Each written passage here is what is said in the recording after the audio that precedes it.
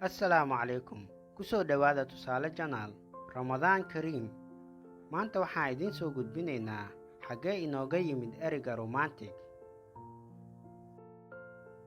Aniga ahaantayda markaan fikirkayga kaashaday ee ku saabsan arrimaha romantic, waxaan dareemay inuu yahay dariiqad aynu ka dhaxalnay rasuulkeena sallallahu calayhi wasallam.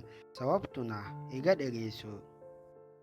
Waxaan aragnaa nin caddaan ah oo xaaskiisa afka cunto u gelinayo, kadibna waxaan is iraahnaa ereyga romantic ama jaceyl waxaan ka dhaxalnay reer galbeedka.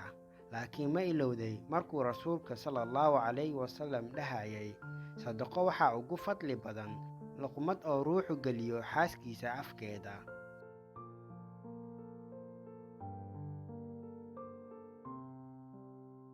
Waxaan rumaysannahay isweydaarsiga ubaxa ay isweydaarsadaan labada isjecel inay tahay caado ka timid reer galbeedka.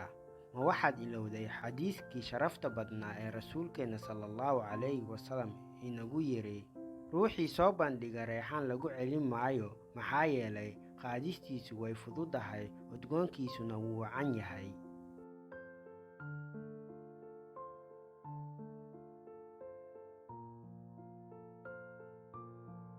Waxaan la yaabnaa markaan aragno nin caddaan ah oo xaaskiisa ka furaya albaabka baabuurka.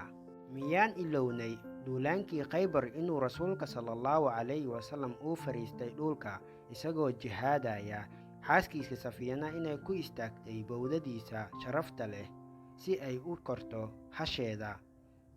Sidaa ayuu ahaa habdhaqanka rasuulkeena sallallahu calayhi wasallam. Ka waran sidee ayuu ahaa kolka guriga uu joogo?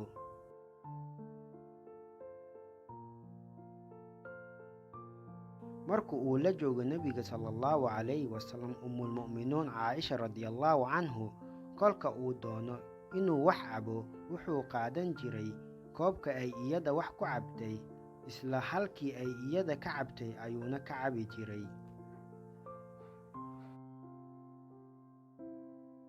Bal fiiri, rasuulka sallallahu calayhi wasallam wuxuu ku geeriyooday qolka ummulmu'miniin Caaisha dhexdiisa. Waxaa suuragal ahayd inuu geeriyoodo isagoo cibaado u taagan, hase yeeshee wuxuu doortay in neeftiisa midda ugu dambaysa ay noqoto xanaanada sawjadiisa.